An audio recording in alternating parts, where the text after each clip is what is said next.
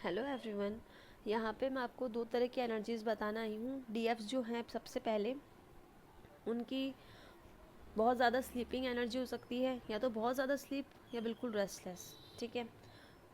जो मॉर्निंग में जैसे हम उठते हैं तो बिल्कुल फ्रेशनेस की फीलिंग नहीं आ सकती, हो सकता है आपको बहुत ज़्यादा टायर्डनेस आए, कोल्ड, इरिटेशन, एंगर या स्किन में ईचिंग होना। ठीक है, ये सारी चीज़ें हो सकता है। और कभी कभी बिल्कुल थोड़ी देर के लिए चेस्ट पेन यानी हैवीनेस और थ्रॉट में इश्यूज हो सकते हैं। ठीक है, उसका रीज़न आपको पता है, जैसे कल की एनर्जी थी कि रिलीज़ करने वाली एनर्जी होती है। डीएफ्स जो हैं वो अपना असेंशन कर रही है। ठीक है। और डीएम अपनी उनकी हीलिंग करते हुए, डीएम अपनी खुद की हीलिंग कर रहे हैं, उनके सरफेस पर जो चीज़ें आ रही है। और डीएफ जो है रनिंग चेजिंग मोड में नहीं, न्यूट्रल है, अपने क्रिएटिव चीज़ों पे काम कर रही हैं। तो वहीं पे जो डीएफ है यानी आप लोग जो हैं, बहुत सारी डीएफ्स ऐसी होंगी जो मदर अर्थ से कनेक्टेड कर रही हैं अपने आप को, या एकदम अब प्रॉपरली फील कर रही हैं, क्योंकि वहाँ पे उनके जो डीएम है वो भी कनेक्ट कर रहे हैं खुद को। साथ ही अबंडेंस की एनर्जी क्रिएट कर रही हैं, अपने स्पिरिचुअल गिफ्ट्स, अपने क्रिएटिविटी पे वर्क कर रही हैं डीएफ्स। और वहाँ पे जो डीएम हैं उनके भी कुछ फियर इश्यूज जो रूट चक्रा रिलेटेड थे वो हट रहे हैं, और वो अपने आप को कनेक्टेड फील कर पा रहे हैं खुद से। ठीक है। दूसरी चीज़ ये है, क्योंकि उनके डार्क नाइट ऑफ सोल चल रहा है और बहुतों के अब कुछ टाइम में स्टार्ट हो सकता है, जैसा कि डीएफ्स ने अपने ऊपर वर्क किया है, वहाँ डीएम के ऊपर होगा। तो मैं कलेक्टिव की एनर्जी बता रही हूँ। तो जो डीएम अगर अब अपने डार्क नाइट ऑफ सोल से जाएंगे तो बट ऑब्वियसली बात है वहीं हैवी पर्जिंग और चीज़ें सामने आना, हर्ट होना, जो उन्होंने एक्शन लेवल पे किया पर इमोशनल लेवल पे उन्होंने चीज़ों को एक्सेप्ट नहीं किया। तो वो इमोशंस उन्हें एक्सेप्ट करने के लिए बार बार उनके सामने आएंगे और उन्हें उस चीज़ को, इमोशन को एक्सेप्ट करना पड़ेगा। इमोशंस मतलब अपनी डीएफ एनर्जी को, अपनी डीएफ एनर्जी को। ठीक है। तो क्या होता है बेसिकली कि जो डीएम होते हैं वो एक्शन मोड से काम करते हैं, और जो फेमेनाइन है, जो फीमेल एनर्जी है, वो इमोशन मोड पे काम करती है। एक्शन क्या करता है, जब एक्शन मोड काम करता है तो इमोशन को सप्रेस कर देता है, तो सेपरेशन हो जाता है। एक्शन और इमोशंस बैलेंस होते हैं तो मैनिफेस्ट होता है यूनियन, और यूनियन होता है। ठीक है। तो क्या होता है बेसिकली, जो मैस्कुलाइन या काउंटर पार्ट जो है आपके, जिनकी मैस्कुलाइन एनर्जी ज़्यादा है, वो लोग एक्शन मोड में ज़्यादा काम करते हैं और आपको चीज़ों को मिरर करके बताते हैं। और वहीं पे फेमिनाइन एनर्जी इमोशनल लेवल पे उनको वो चीज़ हील करनी पड़ती है। अगर हम बात करते हैं कि जो अपने रूट चक्र से कनेक्ट कर पाए हैं डीएम, और बहुत सारी डीएफ्स हैं वो ये चीज़ फील कर पाएंगी, चाहे उनके डीएम के कांटेक्ट में है चाहे नहीं है। जो सैक्रल की एनर्जी होती है वो लो वाइब्रेशनल एनर्जी अगर एक्शन मोड में लें मैस्कुलाइन की, तो वो क्या होती है, एक सेक्सुअल एनर्जी होती है। ठीक है। वही फेमिनाइन एनर्जी में अगर आप देख सकते हैं कि जेलिसी हो गया, या फिर अपने लिए, सेल्फ के लिए स्टैंड नहीं लेना, self boundary, self discipline, self love या सेल्फ केयर की जो फीलिंग होती है या वो चीज़ें होती हैं, खुद के इमोशंस को, खुद की क्रिएटिविटी को थोड़ा कम तवज्जो देना, इस तरह से वो इमोशनल लेवल पे कर सकती हैं, एक्शन लेवल पे नहीं। तो बेसिकली कहने का ये मतलब है कि जो मैस्कुलाइन है, अब उनका जो सैक्रल है वो क्लींस हो रहा है, तो धीरे धीरे क्या हो रहा है कि जो सेक्सुअलिटी रिलेटेड यानी जो एक्शन बेस्ड चीज़ें हैं सैक्रल की, वो सामने आ रही हैं। तो इमोशनल लेवल पे वो अब उस एनर्जी को बाहर ला रहे हैं, इमोशनल लेवल पे ला रहे हैं अब वो। ठीक है। उनकी डीएफ एनर्जी बैलेंस मांग रही है इसलिए। ठीक है। तो एक्शन मोड में चाहते हैं इस इमोशन को।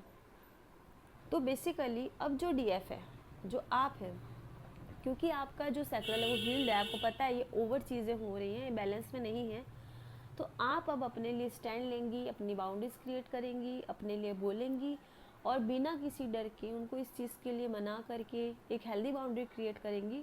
तो इससे क्या होगा कि उनको पता चलेगा एक डीएम और डीएफ एनर्जी को बैलेंस कैसे और क्या करना है। कुछ टाइम के लिए हो सकता है आपका थोड़ा सा छोटा सा सेपरेशन मोड आए, बट उस चीज़ के फियर में नहीं आना है। ठीक है। उनका सैक्रेट हील होगा।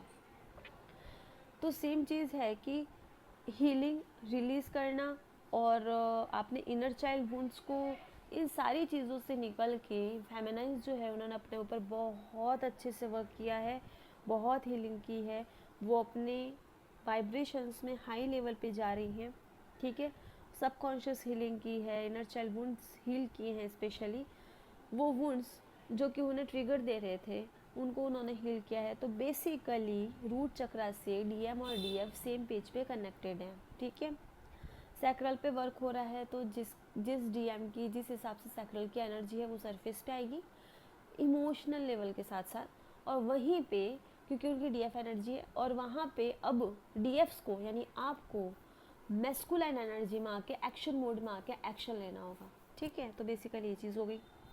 अब जो डीएफ्स हैं वो फील कर सकती हैं कि बिल्कुल एकदम बच्चे के जैसे जॉय में हैं, अबंडेंस की एनर्जी आप क्रिएट कर रही हैं क्योंकि आपका मैनिफेस्टेशन अच्छा हो रहा है, आपको कोई तरह का फियर नहीं है, और जब भी आता है तो आप उसे रिलीज़ कर देते हैं। फैमिली वही है और लोग वही हैं जो आपके आसपास में हैं, लेकिन क्योंकि आपने अपने वुंड्स हील किए, अपने सबकॉन्शियस माइंड की हीलिंग की, अपने इनर चाइल्ड को हील किया, तो आप अब एक नेक्स्ट लेवल पे आ रही हैं और आ चुकी हैं। आप नई एनर्जीज़ को अपने अंदर महसूस कर रहे होंगे। DNA, new code, subconscious healing, ये असेंशन जो हो रहा है वो आपका हो रहा है, और साथ में आपके डीएम का भी हो रहा है, आपके काउंटर पार्ट का भी हो रहा है। ठीक है, तो रूट चक्रा पे दोनों एक सेम पेज पे आ रहे हैं और आ चुके हैं, और सैक्रल की ओर वर्क हो रहा है, जो कि क्लिनजिंग का वर्क हो रहा है और हीलिंग का वर्क हो रहा है। ठीक है, और बेसिकली एक पॉजिटिव तरीके से किस तरीके से आपको अपने आसपास के लोगों के साथ में सेटल रखना है या करना है, देखना है, वो डीएफ्स जो हैं उसे बेहतरीन तरीके से संभाल पा रही है।